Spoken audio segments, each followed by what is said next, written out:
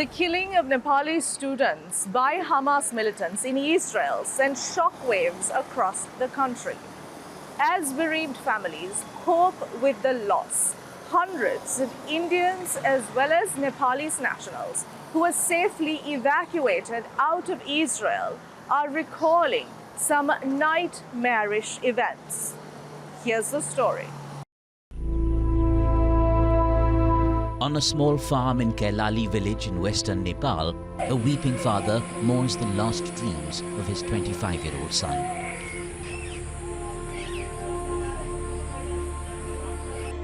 Ashish Chaudhary's selection under Israel's Learn and Earn work-study scheme last month had ushered in massive celebrations. He had dreamed of using his savings and skills learned from Israel's high-tech agriculture to launch a farming business. Fate had dark tragedy in store.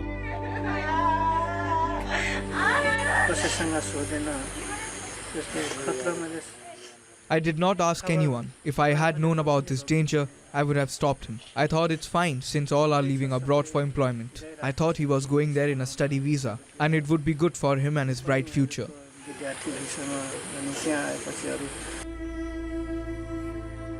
Ashish Chaudhary was among the 10 Nepali agriculture students massacred in the Hamas assault on Israel.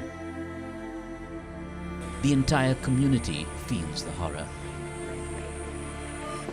Another victim, Narayan Prasad Nupane's aunt, says she still feels it's a bad dream that they're going through. Reality jolts and hard.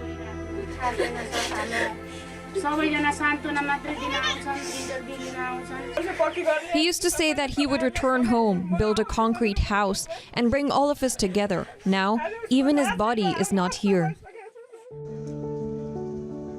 Then the lucky ones. Nepal has evacuated hundreds of its nationals via rescue flights sent in over the last week.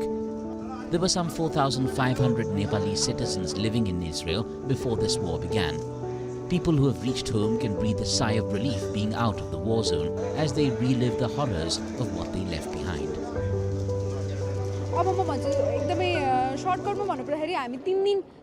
On the first day of the war, we were really scared and we spent the first day in panic. We were running out of supplies, we had food for just one meal, and we did not get out of the bunker for 24 hours. We were advised to stay inside the bunkers as the sound of the sirens kept on rising, followed by the missiles and bombings. After a total of 24 hours in the bunker, we were allowed to use the washroom.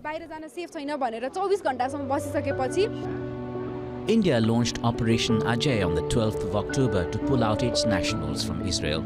The government in New Delhi has actively backed the exercise. India-Israel travel for business, education and tourism has picked up sharply in the last few years amid increasing economic and people-to-people contacts between the two sides. The evacuation exercise brings with it tremendous relief both for Indian nationals caught in the war zone and their families back home. We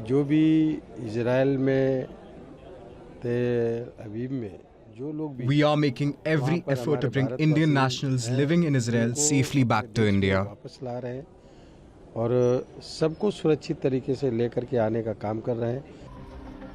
There are no signs of hostilities in West Asia easing.